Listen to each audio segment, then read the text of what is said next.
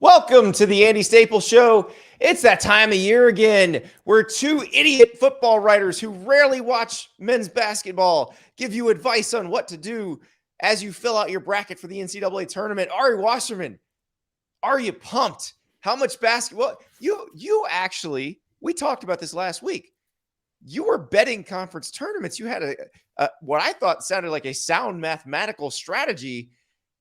And I wonder if it'll work for the NCAA tournament too. Yeah, everybody feels like they have a strong mathematical strategy.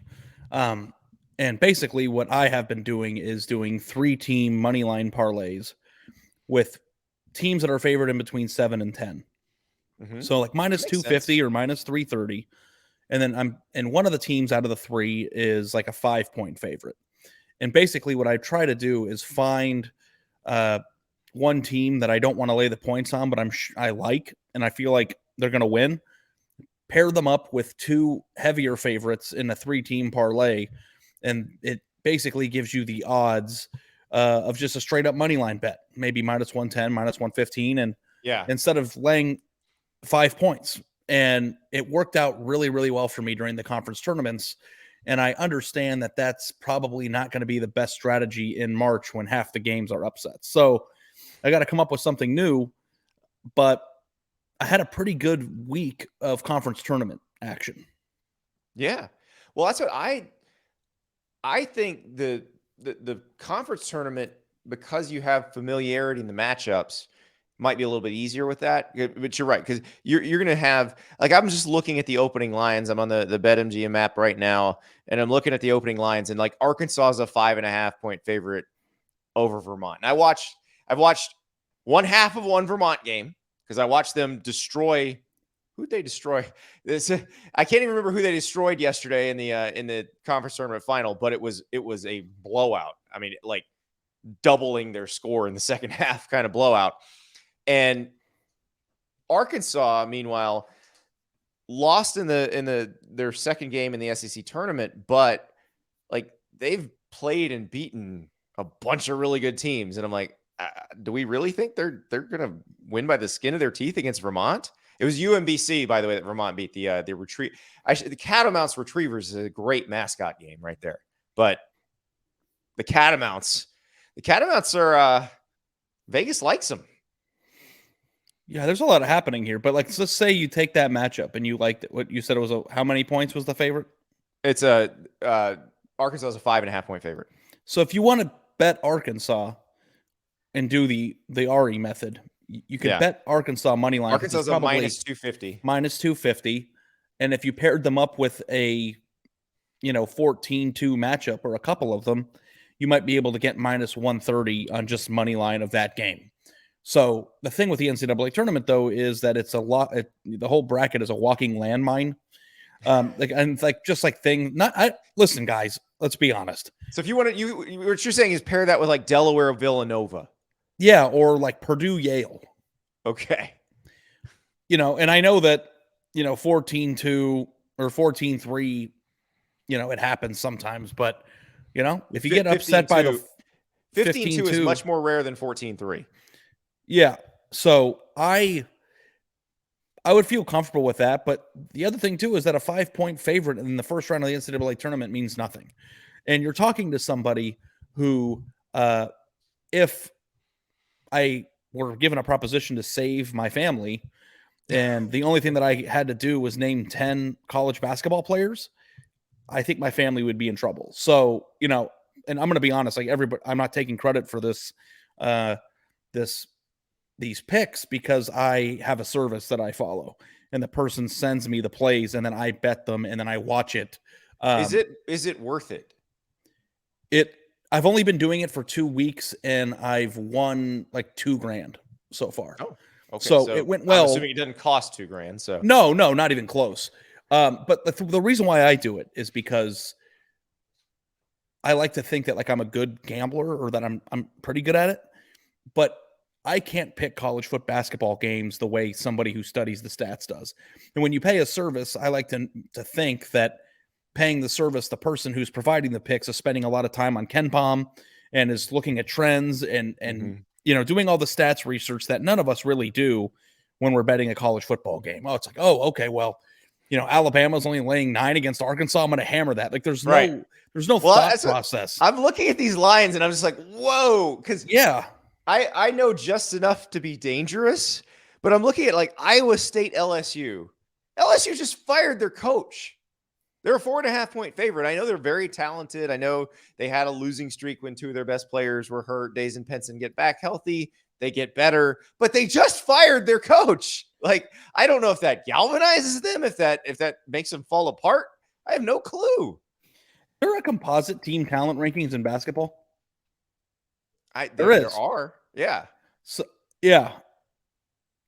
I gotta find it, but I wonder if that's a good way to burn my own money. The way I do with football, all I do is look at the team composite rankings, and I bet it's definitely a way to burn your money in this situation. I think maybe regular season power conference play, where it's a little more apples to apples, maybe it's not such a risk. But the problem is, like the Vermont team we were talking about, like any of those mid-major teams that start like 5 seniors.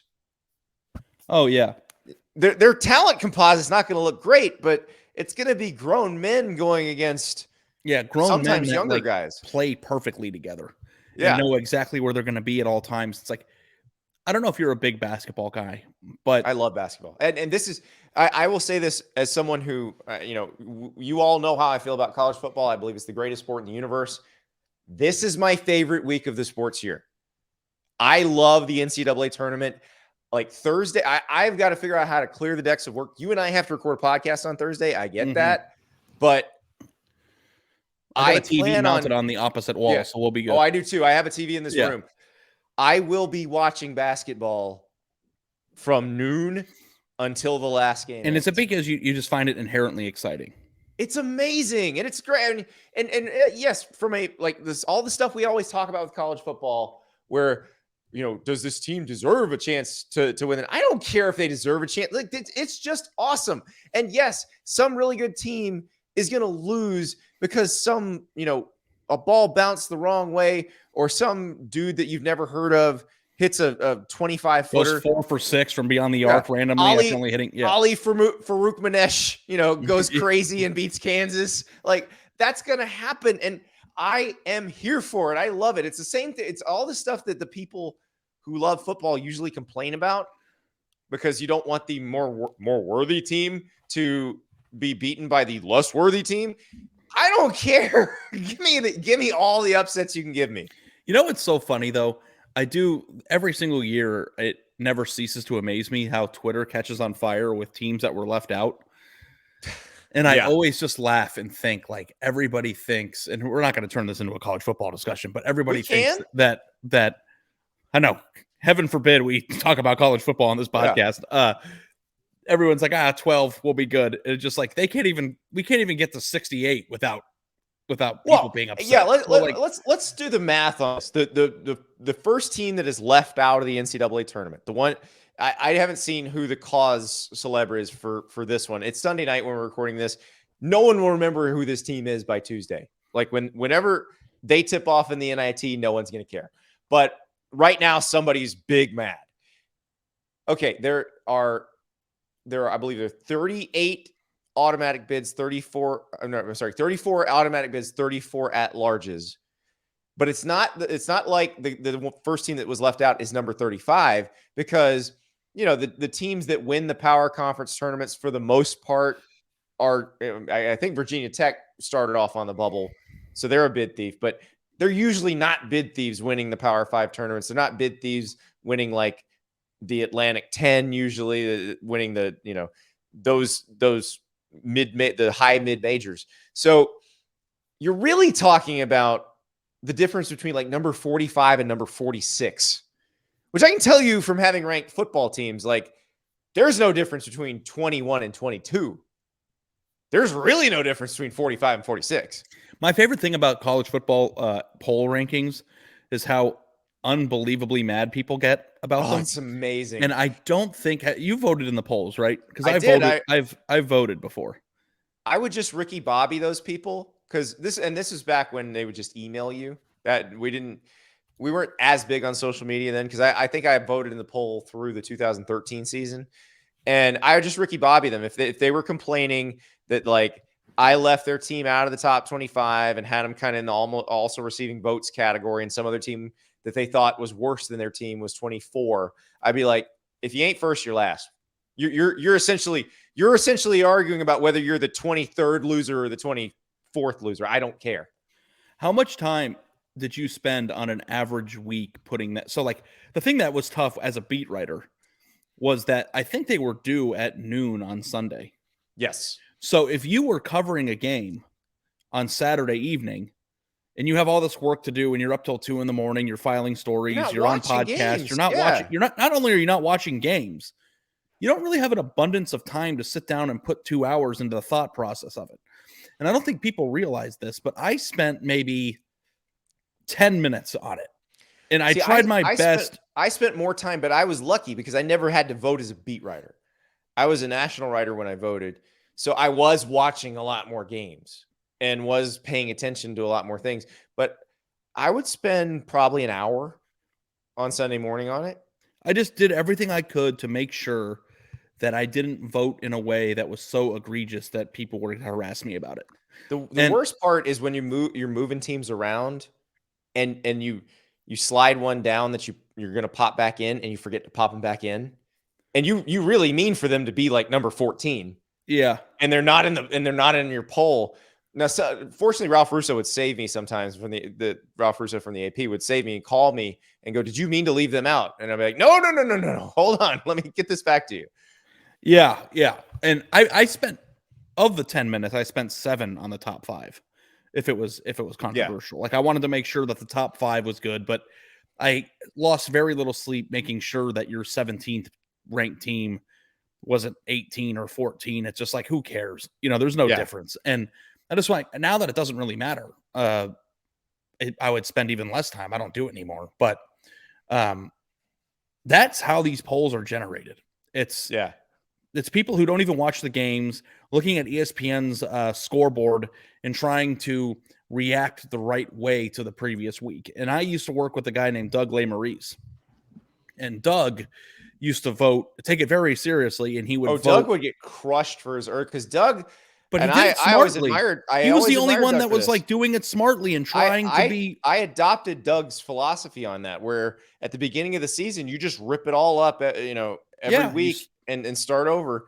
And it looks, if you go against the conventional wisdom of the preseason polls, and people get mad at you for that. And by the way, they're usually the same people who are like, preseason polls are a scourge and should be done away with and shot into the moon. I'm like, well, one, you're not getting rid of preseason polls because you enjoy them, so we're gonna keep making them. Yeah, if week 1, a team would go on the road and get a big win against a team that was in the top 10 of the poll, he'd make them number 1. He would put them number 1, and it would look weird.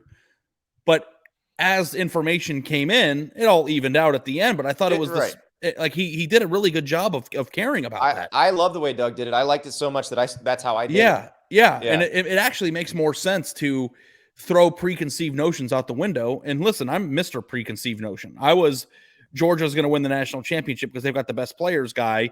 And I would have put Georgia. I mean, it wouldn't have mattered this year because they beat Clemson in the first week of the season. But like they would have just gone coast to coast number 1 for me until they lost to Bama in the conference championship game.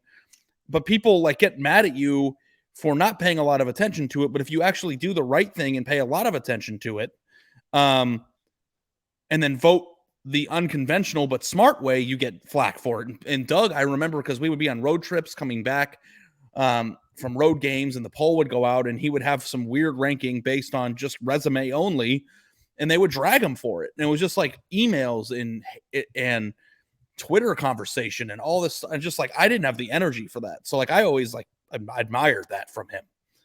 Oh yeah. All right. So we got to figure out if you're just filling out your bracket, if you're not gambling if you're not, going the more advanced route, if you're just filling out a bracket, how are you picking your upsets? I've done, favorite mascots. I've done favorite, towns with my favorite restaurants. Because of one certain team, I think I maybe leaning toward schools from towns where your favorite TV shows are set. Ari, the Montana State Bobcats are in the bracket. I mean, so that's a Final Four Beth team. Dutton is watching the NCAA tournament. What's the news for, Andy? Oh, it's for the weather, the ski report, yeah, and to find out who the Bobcats are playing. Yes. That's what the news is for. Yes. That's funny. You know what I do? I go and look at the spreads, and I look at the 12-5 matchups, and if there's any dog that's like a 12 seed that's less than a 6-point dog, I would pick them to win the game outright. I covered a 12-5 in 2009. I believe it was Arizona and gosh, I can't even. It was the Chase Buttinger Arizona team. Wow. Where Lute Olson had been kind of shuttled off, or he was doing a leave of absence, but they were under an interim coach named Mike Pinnell, and they were the 12, but they were actually Vegas favorites over the 5. Like it was. Did they win? I can't remember. I was in college. They did win. Yeah. They actually made the Sweet 16 that year. But I was down in Miami and in the first round, and like everybody on earth was on Arizona. There was no chance anybody was going to bet on the team. Covering the NCAA tournament is fun. I missed that. That's the one. I hated covering college basketball. See, I loved it. I love college basketball games, regular season games. Well, the problem for me was that I felt like I didn't know enough about basketball, and I couldn't write assertively, and it would like hurt. Like I felt like I was just like struggling to get through stories. Because I don't like now when I read about college football, I'm like ready for the comments. I'm like, anything that you can say, I've thought about, And in college basketball, I would always be like afraid of like, did I not understand that right? Or was I not 100% certain? And also, too, covering a Big Ten road game in February also stinks. You have these 9 p.m. tip-offs in Madison, Wisconsin, or State College, Pennsylvania, and it's 4 degrees outside, and you're in the arena till midnight. No one cares about the game to begin with. And then you leave the game, and you have this blizzard waiting for you to drive back to your hotel. Yeah, I always had a hard time with that. I didn't have to deal with that cover. I covered 2 different SEC teams as a beat writer, so you're never really dealing with the horrible weather situation. What I did enjoy was getting to go to those towns when they weren't packed for a football game. Like going to Athens on a basketball game, like you can afford a hotel room in Athens. You can walk to the bars. It's really nice, and you get a better taste of what day-to-day life is in those towns rather than just big event. It was Utah, by the way, that Chase Buttinger Arizona team beat. And then in the second round, that's right, they played Cleveland State because Cleveland State had ended Dino Gaudio at Wake Forest in the first round game. You know what my biggest problem was, Andy? I didn't like, and maybe this, I was lucky because when I graduated college, I didn't have to do the cross-country route. Or like where you go and do high schools first and you're in Montana covering rodeo and, working. I actually worked for a rival site. I think that's I think that's more of a TV path where you like Dari Noko was in Kalispell, Montana for one of his first jobs. One of the kids that I graduated college with took a job in Iowa, and his beat was female college or high school sports. And another one was rodeo in Montana for some small newspaper in Montana, which is, I think, sounds terrible, but it would have been a great life experience. I mean, at the time, I covered Ohio State football for Rivals.com, so I've never had to feel this feeling. But the reason why I didn't like covering basketball, and maybe this is just an Ohio State thing because that's where I was, I didn't like covering events that people just didn't care about. Well, that's the thing. Like I've covered a regular season game at what do they call it? Value City Arena. Has the name changed? It's just it's dead in there. It's right. The atmosphere is not great. It's probably too big, but I know they have a lot of concerts that come through there in Columbus. That's the thing. Columbus would. It's an NBA arena and concert venue. It's not a college basketball arena. Exactly. Yeah. It's a concert venue more than anything else. Yes. That's the important thing. That's where the money's made. It is literally the worst atmosphere I've ever been in college basketball. So when I covered Tennessee, Thompson Bowling Arena's capacity was 24,500. They basically wanted to build it 1 seat bigger than Rupp Arena. Why? I don't know, because Kentucky fans like basketball and Tennessee fans, they like women's basketball, or they liked women's basketball at the time. They didn't really care about men's basketball, but they wouldn't pack it for the women's games either. If the women were playing UConn, they would sell it out. The only other time it would sell out is when Kentucky came and the Kentucky fans would sell it out. So one of the smartest things Tennessee did was reduce capacity there. So when Bruce Pearl gets there and they're playing like super excited, like they were so much fun to watch during the Bruce Pearl era. And like that place became I couldn't believe it. Like I went up there to cover a Florida Tennessee game when I was a Florida beat writer. And this was, I think 7 years after it was 5 years after I had been off the beat at Tennessee. And I was like, this isn't even the same building. Like, how is this happening? Where this loud, they care, they're affecting the game. So I do think that stuff matters. Like Ohio State probably could do some stuff to that arena to make it more fun, but I imagine it is so profitable to them as a concert venue that they probably don't want to do it. Yeah, I'm sure I think that the one thing that Ohio State always did was put financials first, which, for better or worse, I mean, people do that. I just remember and this is also too, like now that we're talking about it, I wonder if my college basketball experience covering Ohio State basketball. I want to ask you about this because you went to a basketball school. I did. Like how pumped for basketball were you as an Arizona student? I will be honest with you, Andy. When I got to Arizona, my freshman year, I started with business. That was my first major.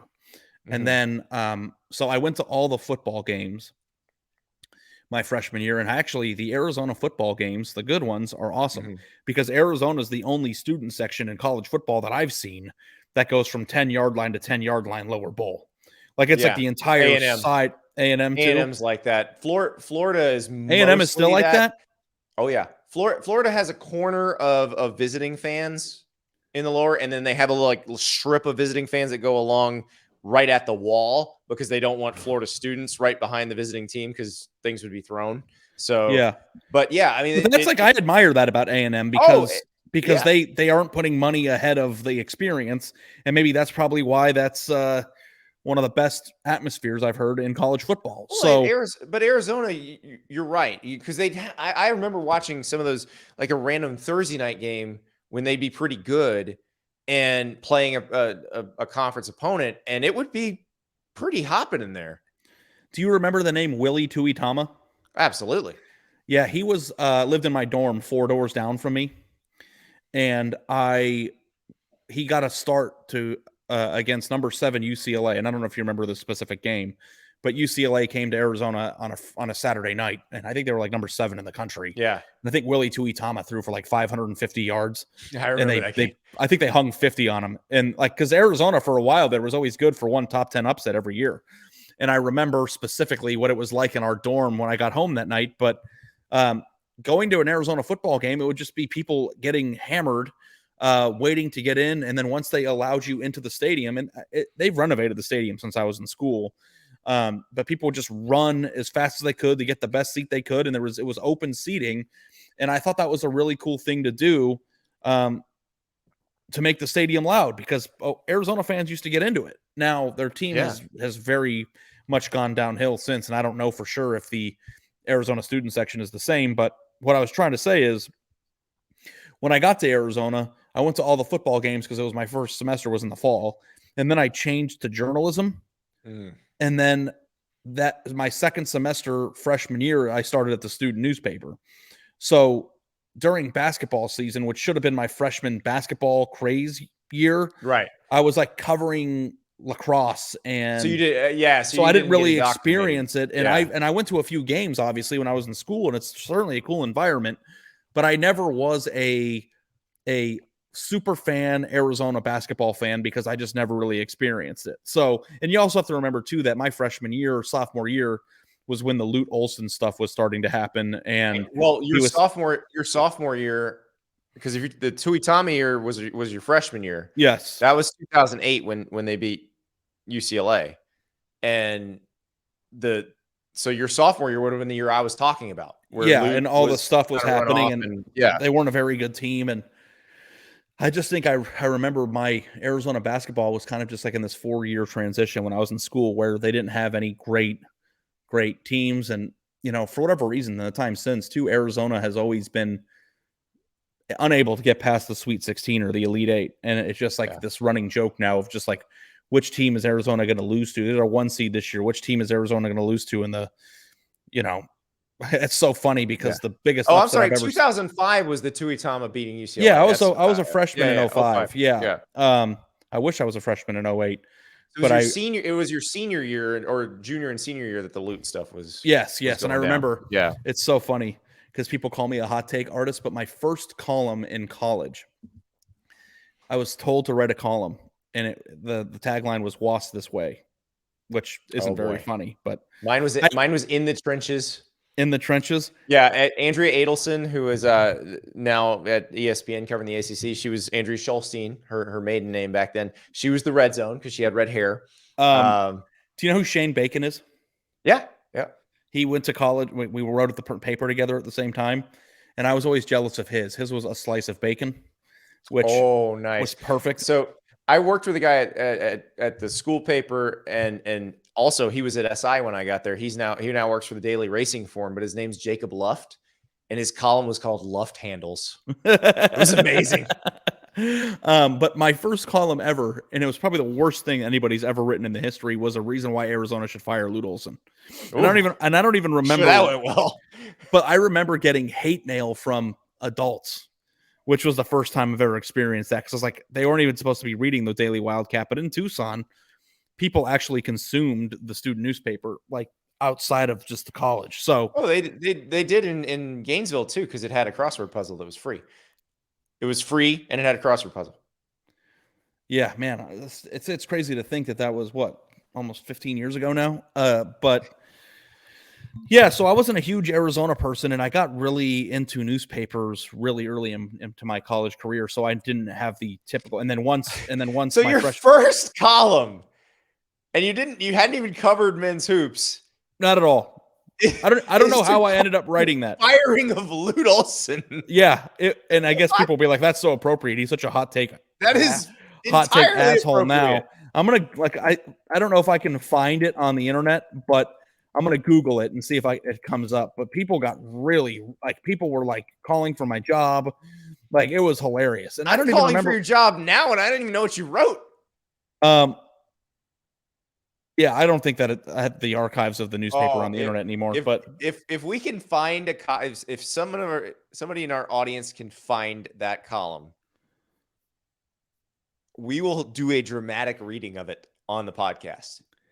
I want that column now. I want it bad. yeah, I used to actually have a binder at home. I used to take all the clippings that I would have and I'd print them off the PDF and I would put them into a binder to save. So next time I'm home in Arizona, I'll look through it and see if I can find it. But Oh, I I can't wait. remember a few years ago I went back and read my college clippings and I was just cringing. Oh, They're so it's horrible. terrible. I've found mine in boxes, and sometimes people will find them and send them to me because they had them from when they were in school, and it's just atrocious. I was terrible. Not great now, but I was awful back then. Yeah, but I think that's part of it too. You're supposed to be awful. It's all about putting Now, yourself out there and I will say, as a sports editor for the college paper, I had my greatest feat as a headline writer. The column on the back page of the Independent Florida Alligator was the one skinny column so the opinion column would be one skinny column on the left side of the page, and you had a 3-deck headline. So there were three lines of type, and they would fill exactly one of the 4 columns on the page. And so it was very tough to write anything that made any sense in those 3 lines of type because they had to fit. And Spencer Forden wrote one of the dumbest columns that he's ever written, and he'll tell you that he takes great pride in those hot takes. South Carolina, I think, was 0 for the SEC at that point. It was one of those Lou Holtz years, I think, or it was an early Lou Holtz year, or it might have been the last year of Brad Scott. I can't remember, but they were winless. Florida was going to play South Carolina, and Spencer's take was because they can't win a game in the league, they should be kicked out of the SEC. And so the headline I wrote for his column was "Holy Hootie." First line, "Holy Hootie." Second line, "Kick Cox." Third line, "Out of league." And it fit perfectly.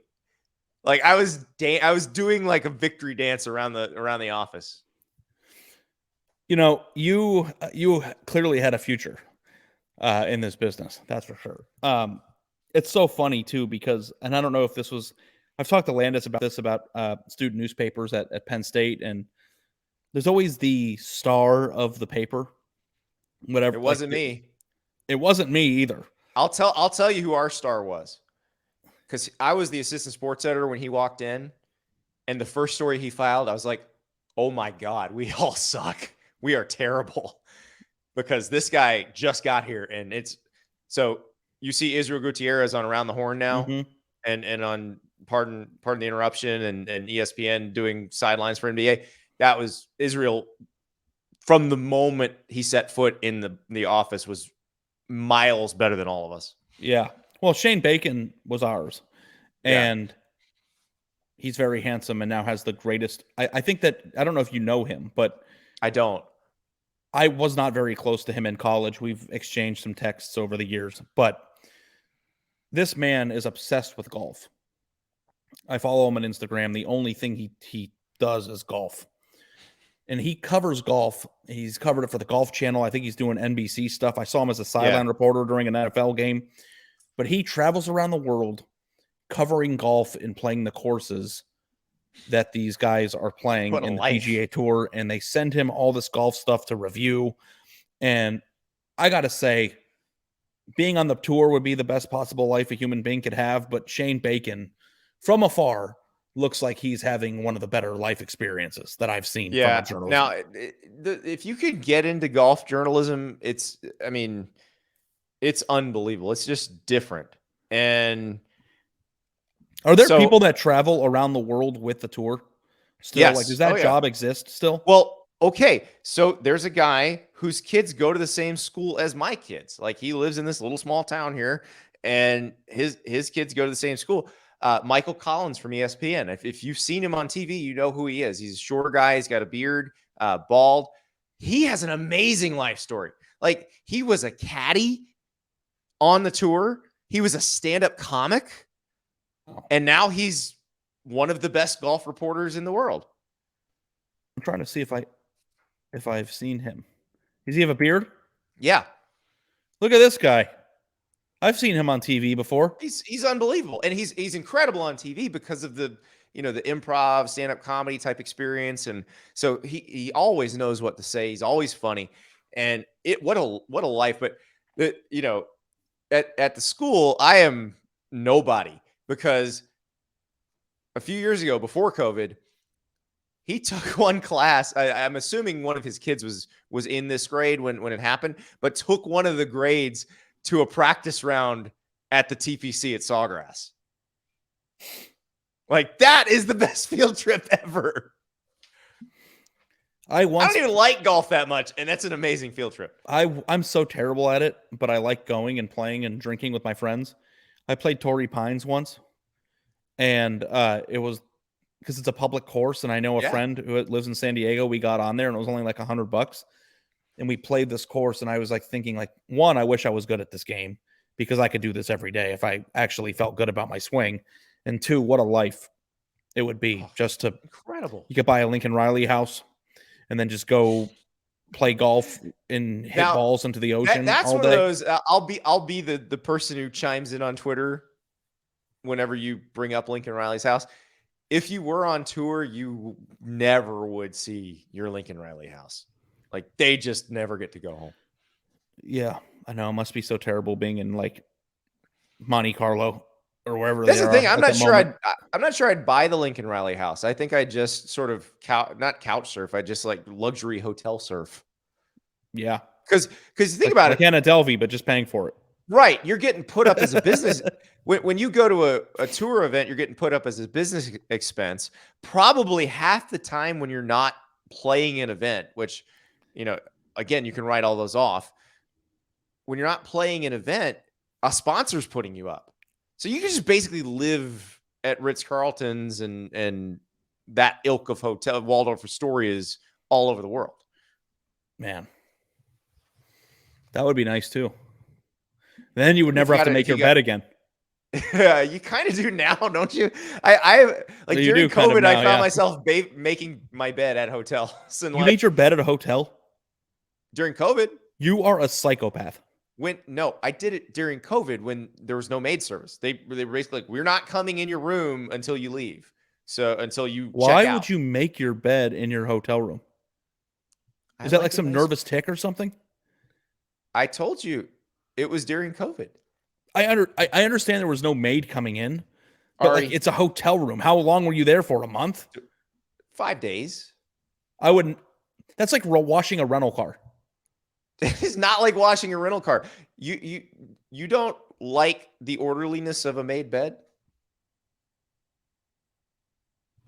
Yeah, I do. Okay. I mean, it's nice to look at. Have you heard the William McRaven speech, the Admiral McRaven speech? Yeah, you played it for me on this podcast by trying to like convince me to like making my bed. Yes. That's all those pillows that Britt wants you to put on the bed. Look, there's the ones that I haven't gotten to. You see that extra blanket, and then look at this. Look at all those pillows. That's what happens to them. And you're calling me a psychopath? What do you mean? I'm just kidding. That's where I discard the useless pillows.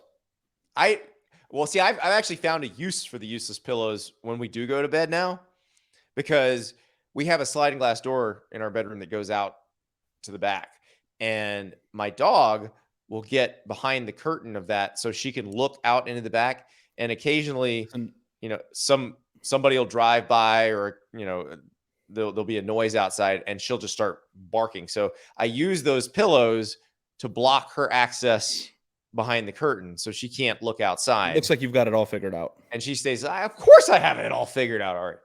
Yeah, but if I'm in a hotel, it's just I disrespect the room. I have always been that way I had always been that way until about 2 years ago. Because I'm the guy, like, I twist and turn a lot when I'm sleeping, especially by myself. Oh, yeah, so me too. You wake up and the bedspread's like corkscrewed all around. Yeah, and one of the sheets on the corners is already off. That happens to me every single day. Now I get the shakes if I walk back in the room and it looks like that. That's what my wife has turned me into. I blame her.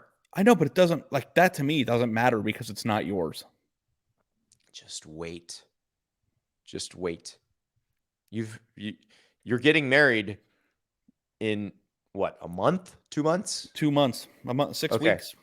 Okay. I got married 21 years ago. Think about how much time there's been to work on me. It is funny because Britt said, I am training you today. She's not lying. Yeah, I feel like I'm getting better. I don't know if she'll ever be able to brainwash me to the point where I would make a hotel room bed. Well, I'm not going to make it if somebody else is going to. No, I know. I wouldn't make it if nobody ever came ever. I would have been the same way. And I was the same way. If there had, if in previous years, there'd been a reason for them not to do housekeeping service, and I was basically living out of hotels for most of those years, I would have never made the bed. But it's coming back now, though, right? Oh, yeah. No, it is back. And we had turn down service where we were the other night. But now I do get like the little twitch in my eye if the bed doesn't get made at home. I do feel like being sloppy in a hotel room is just kind of cruel to the people who have to clean it. And like, you never really think about that. I do think about that. Like, I try not to be sloppy. I try to.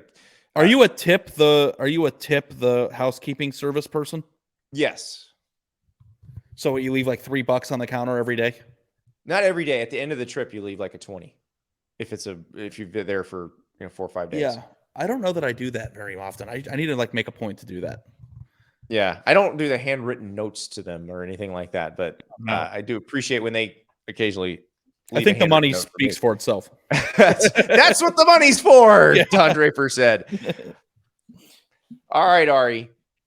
I'm looking through this bracket now. By the way, my Montana State Bobcats, the fighting Dutton Ranches, Dutton Yellowstone Ranches, or Yellowstone Dutton Ranch, sorry. I don't like their first round matchup. Texas Tech's really good. Texas Tech will lock you down on D. Again, I know enough to be dangerous, and I know that Texas Tech's one of those teams that on a good night, if they're really playing well, you're going to score 40 and they're going to score 70. I've got one for you. All right. Kind of your neck of the woods. Jacksonville State upsets Florida State this year. They're going to run it back in basketball and get out of the first round and beat Auburn. There you go. Didn't Jacksonville State almost beat Auburn in football a few years ago? I don't know. Maybe. I believe they were close. Do you know who the Jacksonville State head coach is now in football? Who? Rich Rodriguez. Did that just like happen now? In this offseason, yeah. Oh, I This missed will be his that. first year. Oh, it's going to be great. That would be great. That'll be fun. Yeah, I saw him at the coaches convention. He's like, yeah, my agent heard I was going to Jacksonville. He was asking if I was buying oceanfront property. And I'm like, not that Jacksonville. Wait, it's funny you say that because I went to Jacksonville. Do you remember when Sean Wade at Ohio State got ejected from? I do. Well, yeah, Sean, right. We were Sean there Wade together. is from Jacksonville, Florida. Yes. After that game was over, I went a week later to Jacksonville. Did you know this? And I went and I wrote a story. Yes, I from it. remember I that, met yeah. with his family and I wrote Yeah. a story. Yeah, we had his dad on the podcast. Yeah. Randy. Good I dude. thought it was an incredible story, that, by the way. Yeah. Not to pat my own back, but I thought I did a good It job. was a good story. But I had an extra day. And actually, because I'm such a snob, when I went to Jacksonville, I stayed in St. Augustine. I found some Courtyard Marriott like 45 minutes south and just was on the beach the entire time. I've actually stayed at that Courtyard on St. It's Augustine amazing. Beach. It's amazing. Yeah. And it was only like $88 a night, Yeah. believe it or not. And it was in January, so it was a nice time to be there. But I drove up because I flew out of Jacksonville back to Columbus, and I flew up to and my fiance hates Jacksonville. Don't ask me why. I don't know why. Most of us in Florida are not huge fans of Jacksonville, but I think there are some very cool parts of Jacksonville. Like Jacksonville Beach is a great. But I played the Zillow game there, Andy. Yeah. And you can get a oceanfront condo, literally oceanfront, for $650,000 in Jacksonville. In St. Augustine? Or Jacksonville, not St. Augustine. So you're talking Jack's Beach. And this was like 2 not years Ponte ago. Vedra, yeah. Now, 2 years ago now, so maybe the housing market has changed that because it's gone up exploded significantly. But I was blown away by. It's like this is still a beach. So you know that Jacksonville State's not in Jacksonville, Florida, right? You know that, right? Yeah, but we were talking about Jacksonville. Oh, okay. Yeah, I don't want people to be confused, like because there's Jacksonville State in Alabama. There is Jacksonville University in Jacksonville, Florida, where Artis Gilmore went. There is the University of North Florida, home of the Fighting Ospreys, which is right next to a Publix that has a Five Guys next to it. That's pretty much the extent of the highlights of UNF right there. But we were talking about Jacksonville State beating Florida State, which got me talking about Jacksonville. Okay, I got you. I just wanted to make sure you weren't as confused as Rich Rodriguez's agent was. I mean, Rich Rodriguez shows up in Jacksonville, Florida, and is like, "Hey guys, I'm here to buy oceanfront property." But the question I was going to ask you, and not to make this football, but to make it football, I have a theory that if Rich Rod would have stayed at West Virginia, that their program would have made it like as a fringe perennial top 15 program. Or am I off on that? I am kind of with you, but kind of not. I think the conference changed because I'm assuming it would have gone the same way. That kind of messes things up a little bit. Yeah, because that's what the Big 12 is harder than the Big East of that era was. It's just deeper. Like there are not the automatic, like West Virginia was just considerably better than a lot of those programs. There's very few games now where West Virginia is just better. And that's the problem is there's so many more toss-up games and then more games where the opponent might just be better. You know, in that Big East lineup, depending on how good Louisville was and depending how good Pitt was, like West Virginia might have been the most talented team or just the best team in that league a lot of years. Like in the Big 12, at least as currently constituted with Oklahoma, Texas, you know, the way it is now, there's never going to be a point where they're the best team. I mean, they had a really good team in 2018, but you think about it, they had a huge, great veteran leadership. They had a really good quarterback. Like as soon I walked out of that Oklahoma West Virginia game, which was a classic, it was a great game, but I walked out of there thinking Dana Holgorsen needs to leave here. Because I could hear those West Virginia fans as they're walking out of the stadium just dog cussing him. And I'm like, if they're mad now, this is as good as it's going to get. He needs to go. I remember, first of all, my first road trip as an Ohio State basketball reporter was to West Virginia. And I remember thinking, Ooh, wow, that'd be this is a fun. really, really cool stadium, and it's super loud. And that's what Yeah. made me realize that Ohio State's home basketball stadium sucks. And then the second thing I was going to say is if we did like a ranking or a bracket of most fun teams to watch, would Steve Slayton, Pat White Oh just be God, automatically number those one? were Owen Schmidt. Like all those teams that, or those teams. Pat McAfee was their kicker and their punter. But we're also like remembering too that when those teams were at their prime, I was 17. Like I was 18. Like my fanhood of college football was just blossoming. And Yeah. I think part of the reason for that, and people in my age group um, will always remember those teams. And it was like they were in the video game, like running with. I remember back in the day when you used to play NCAA football online on Oh, Xbox, like running with you West could, Virginia was a cheat yeah, code. yeah. You could do all kinds of different stuff Back when the with that option first playbook. got added to the game. Yes, Yeah, that was like unbelievable. Yeah, I remember when they added the option pitch. Like that was, and the that video was when I was games in will never college. be better in the history. I don't care what they do in a vision. I don't care if they got virtual reality where you can shoot somebody with the thing on your own. It doesn't matter. No video game will ever be more fun than the first NCAA with the option pitch option. God, I used to torch people with Anthony Wright in South Carolina with Man, option pitch. I can't wait. Do you have a PS5? Did you ever I end up do. getting one Yeah, for your son? yeah. Oh yeah, he got one last Christmas. Yeah, Yeah. or So Christmas before last. it is so funny to me that you still can't walk into a Best Buy and buy one of those. But when NCAA Don't get me football started on comes that out, rant. I Yeah. have a PS5, and I hate to say it to people who want one, but it's been unplugged and in a closet for 6 months. I haven't turned it on one time. Oof. But when NCAA comes back out, Yeah. it's going to be. I just feel like I knew football really well then too, because you would download the updated rosters, and then the rosters would help you realize like with the star underneath. Like I knew who the best player on every team was because I was playing that game so often. And Well, and in this time, you're actually going to get their real names, and you're not going to have to go online to get the yeah, roster to download. good. And instead of being from Huber or Dayton, Ohio, you're from Huber Heights, and they can put you in like the actual city that you're from. Yeah, it's going to be great. And I hope they do a really good job because I do think that I've gotten into a lot of trouble and with movies and having a closed mind with sci-fi. And, you know, I have said that Star Wars is like the greatest, what's the thing I said? It's the greatest racket of all time because they keep making the same movie over and over again and everybody keeps buying it. And I think it's the same thing for X-Men, which I think your face almost exploded a bit. X-Men, like that's an odd take because they made 13 of them and they're $6 billion of revenue. Yeah, but they were all Fox ones. Like I don't know anything about comic books. How many X-Men movies do we need?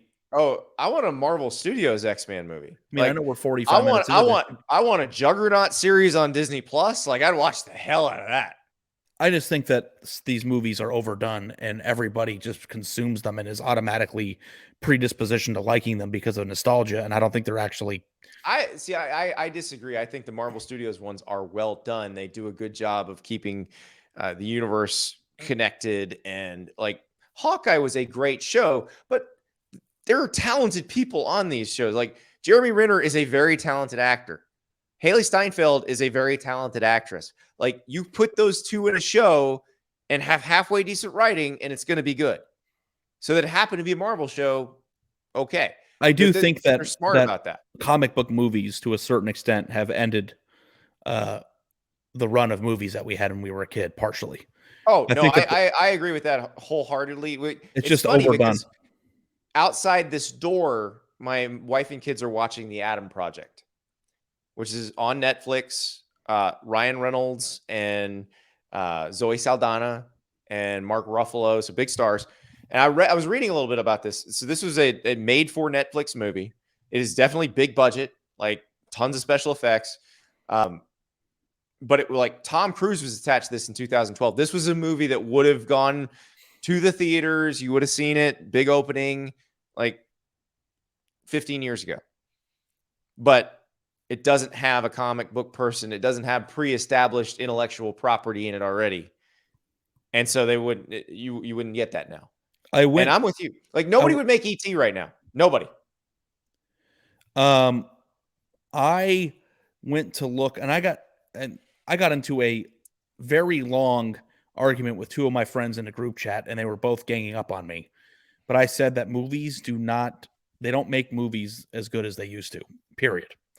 And that's why I did all those random polls, last week on Twitter. But I went and I was like, Britt and I wanted to go see a movie.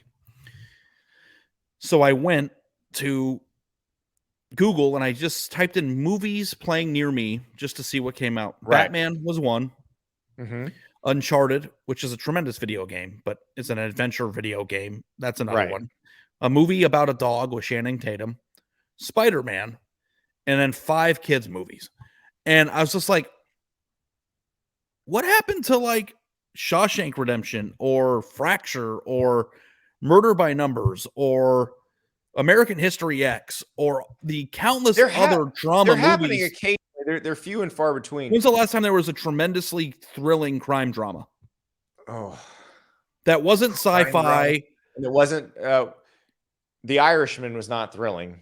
Yeah, I thought The Irishman sucked, to be honest. And I feel like I'm the only one that thinks that. But yeah, in that one movie, the mob movie that came out with, there was the horror movie or the thriller that John Krasinski and his wife made, where Krasinski directed it, and he and Emily Blunt starred in it, where you can't make a sound, or the monsters will hear you and get you. That movie was awesome.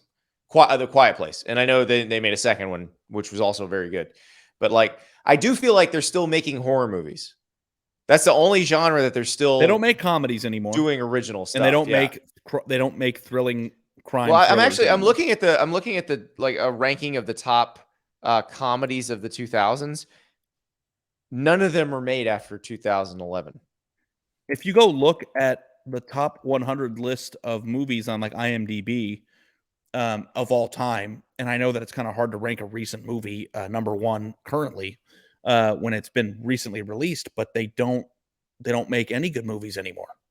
And like, how many times can you get Batman shoved down your throat before you've had enough of it? I just don't get it. Like, it's like, well, here's the thing, but it's not that we're not getting good entertainment options. We're just getting much better TV shows than we ever had before in greater quantity.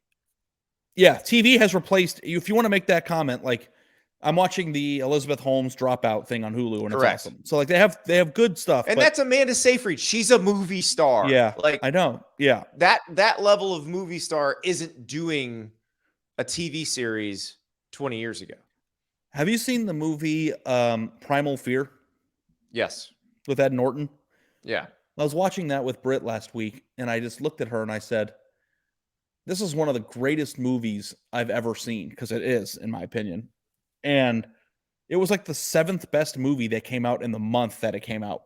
Well, that was 96. That was I graduated high school in 96. That year was just unbelievable. Like, because we're not far away from Boogie Nights coming out at that point. I think Boogie Nights comes out either that fall or the following spring. Had to have come out that fall because it was an Oscar bait type movie. But yeah, there were some incredible, like, Boogie Nights wouldn't get made. Who would make Boogie Nights now? I don't know. I don't know what. I mean, the same year, Dumb and Dumber, Shawshank Redemption, Forrest Gump, and Pulp Fiction came out. I don't think a movie as good as any of those movies has been released in the last 5 years. Yeah. Like what? Where did they go? Like, why did they stop making them? Let's do 96. Because I think that was actually 96. The English Patient was the one that swept all the Oscars, which it's super depressing, but a well-made movie. Fargo came out that year. Trainspotting came out that year. Sling Blade, The People versus Larry Flint, Scream. Good Lord. Primal Fear. This is just it's a murderer's row. Golly. It was unbelievable. And you're right. You just would not. And like little movies that nobody even thought of that just sort of popped. Like The Craft came out that year. That was a great movie. Yeah. I feel like there hasn't been a really, really good movie that's come out unless you like sci-fi or comic book movies. And like, I know, like three Billboards in Ebbing, Missouri was a fantastic movie, but that movie was released in 2016. They don't make movies like That that long ago? regularly anymore. It's been like that long. Yeah. Well, It's just that I they're will say gone. that one that I liked, and maybe some of this might have been the pandemic too, and we might be getting a few more.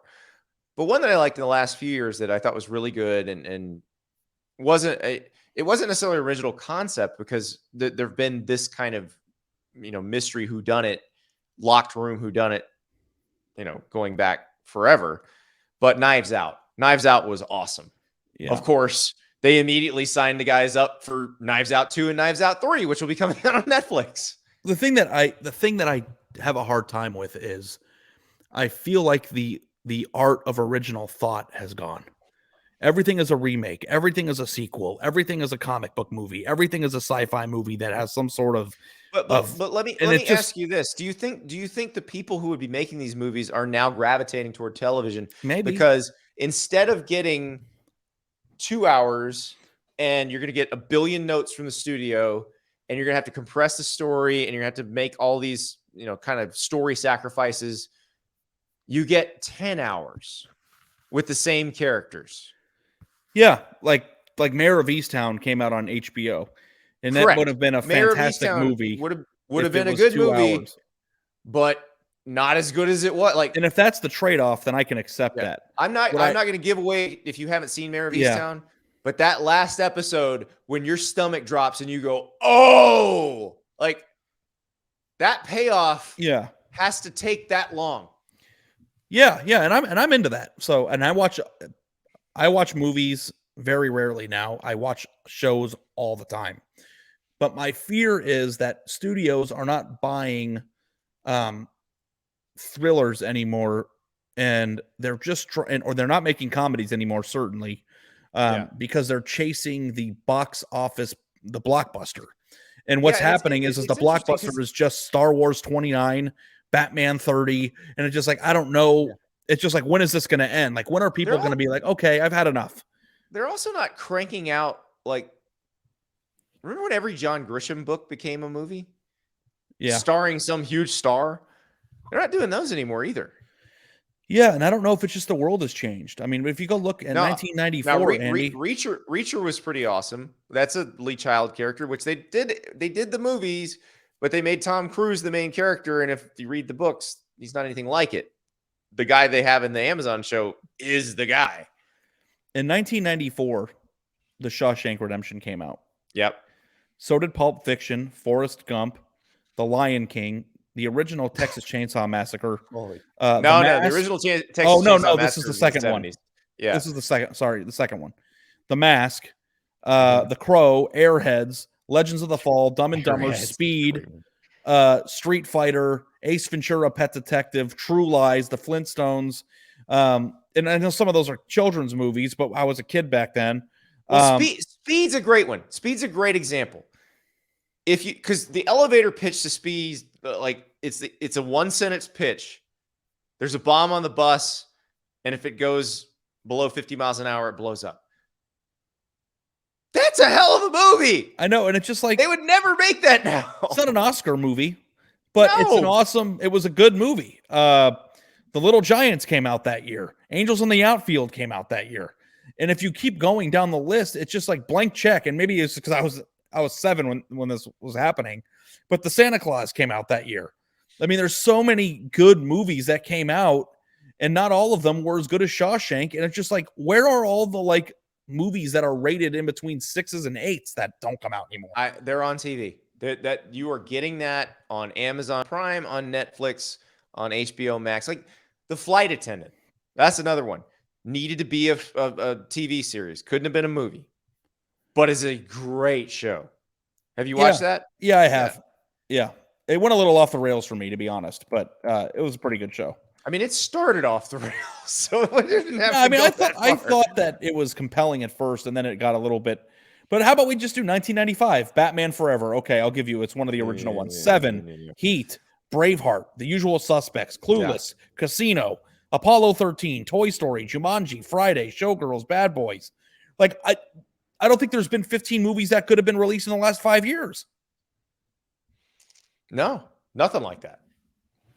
And if you're a comic book movie person, I'm sorry. I understand why you like it.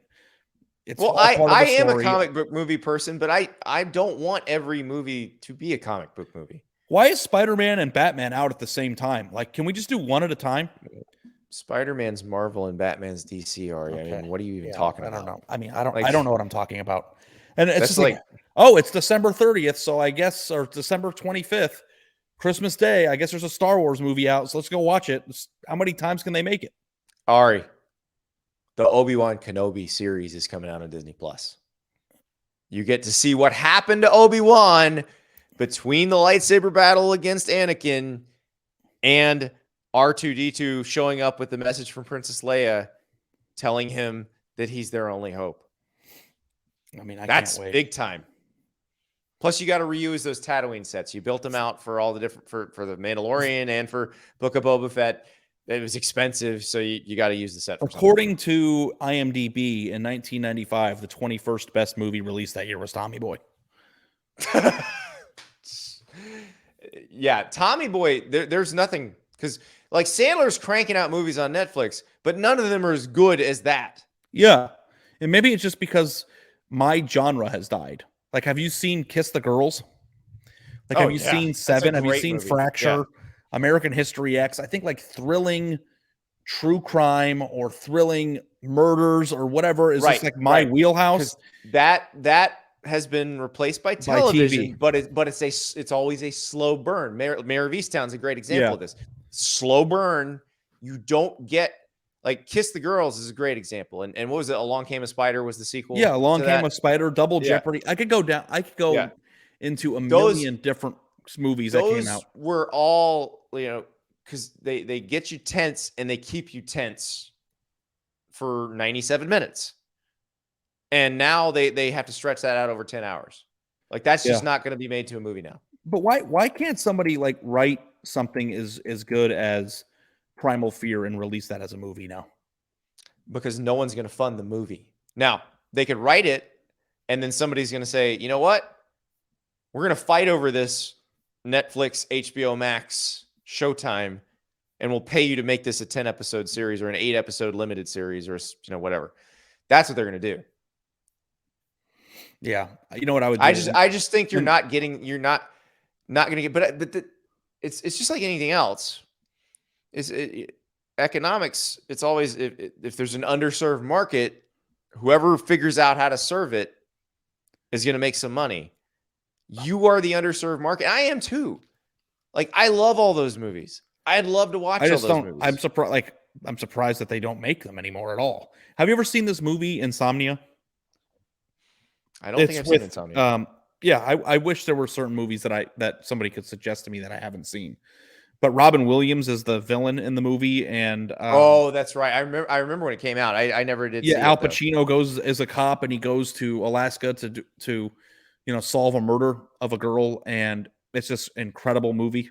It's just like that was maybe the 20th or 30th best movie that was released that year, and would be like the best movie that they release now, in my opinion. Well, Well, actually, that one could get made because you know who directed Insomnia? Who? Christopher Nolan. Oh, so now he's just off into La La Land now. Well, you know why he can get anything made. Well, Memento and Inception, but The Dark Knight. Batman Begins and that trilogy, like, he can now do anything he wants in Hollywood. Yeah, like what about No Country for Old Men? Incredible movie. I never look at coin flips the same way again. I know. I don't. They're gone, and it's sad. And I guess if the idea is, hey, you know what, you get a lot more awesome shows on Netflix and Amazon Prime to scratch that itch, that's fine. But I do miss the days where you'd get super excited for a really, really good movie, and you would go on a Friday night with a significant other or a friend, get some popcorn, and like enjoy this 2-hour thrilling movie that isn't about aliens or Spider-Man or Batman or X-Men. And it's just like a good, well-written drama about something. And that is just not made anymore. And it's until that comes out, I will be pushing for the Juggernaut series on Disney Plus. I'll be ready for that. Ari, we got a big week ahead of us. The NCAA tournaments this week. Again, my favorite week of the sports year. Thursday, Friday, Saturday, Sunday, my favorite 4 days of the sports year. I can't wait. on Tuesday on the podcast. Blake Lawrence from Open Doors will join us. We're going to talk NIL stuff, and I want to ask him the question, what do you do if you suddenly become the most famous person in sports for a 24 to 48 hour period, which we've seen a million times in the NCAA? To Finis Dembo, Ali Farouk Manesh, I mentioned, Bryce Drew. I want to see how would Blake, whose company basically connects athletes and brands when stuff like that happens, how would that happen? Plus, we got to talk about Stewart's NIL story from the other day, where there's a 5-star recruit that signed a deal that could get him about $8 million if all goes well. People were coming after both of us after that in the comment section. Did you notice that? You and me? In his comment section, for saying that stars matter? No, he's just like, where's Ari? And I don't really know what we said or what we talked about where people thought we were wrong. I don't know. I don't know. I mean, if you are the person who commented, we told you that this was going to happen. If you were the person who commented our names on the story. Yeah, we weren't exactly sure how it was going to happen. We did tell you stuff like this was going to happen. Did you think that 8 million was a little bit up? Would have been a little. It's a little high. Yeah, I think somebody probably overspent, but it's your money. Do what you want with it. So, but I want to talk to Blake about that, because I'm curious how he feels about someone selling their NIL rights lock, stock, and barrel, because that's what this player did. It's basically, okay, you now will try to make money off this. I don't think the collective or whoever it is going to make that money back. So, but I'm curious, what if this guy does become a star? Then is he on the short end of the deal? It's a gamble. It's kind of a similar decision to what a lot of people make when they figure out, how long of a contract do they want to sign. But yeah, I'm curious to ask Blake about that. And you and I will be back together on Wednesday, and then you got Stars Matter Thursday, and Friday we'll have probably seen some upsets. So this is going to be a fun week, Ari. Happy betting, everyone. Enjoy it. I'm going to be riding with you. You got a play that you love, hit me up. I'm all for it. I want to join a very expensive pool. Oh. Do you do pools still? No, I don't usually. I'll fill out a bracket just to see, what I can get right. But I don't really do NCAA tourney pools. Yeah, because I used to do them all the time. But I want to be like, I want like a $200 or $300 pool where it's expensive. And it means that like you actually have to sit down and try to fill out the perfect bracket. Right. And actually like look at the numbers in the hypothetical lines and all that stuff and actually try to come up. And the person who spent the least time is still going to end up winning the whole thing. I know. It's still fun. Because the thing I hate is squares. All that means, Ari, is you're at a different place in your life. You're now making a little more money. You want a little more skin in the game. That's all that is. I've got skin in all the games. There you go. That's what I believe. There's an ad read I do that says the game's always more interesting when you got skin in it. So Ari's got skin for all of you. Skin for days. Yeah, well, hopefully my body is getting smaller, so I'll have less skin there, Well, there'll be loose skin, and then it'll tighten. I hope not. Yeah, like we're lifting. I put up 235 for the first time in my entire life on the bench this week. Look at you. Is that a lot to you, or is that a little to you? No, it's not a lot. Like to me, I always wanted to do one rep of what they rep at the combine. Yeah. So 235 or 225? You did 235, but when I got to 225, I was like, wow. Oh, okay. I got you. Okay. Because you'd mentioned the other day you did 225. So you did you did the 245-pound plates and then a 5 on each side to get the 235. Yes, that's right. Okay. And I just added a few more just to see if I could get it up one time. And yeah, I did. I'm not doing too massive weights. Like when I did sets of 6, like 3 or 4, I think it was 4 sets of 6 last week with 225. My whole goal in life is to rep 10 225s. Well, that's a pretty good goal. Like I might be able to do that now. I might bomb out like 8 or 9. When I was a freshman in college, I did, I think it was 17. It might have been 16. I don't want to lie and say I did. You're more an than animal. I did.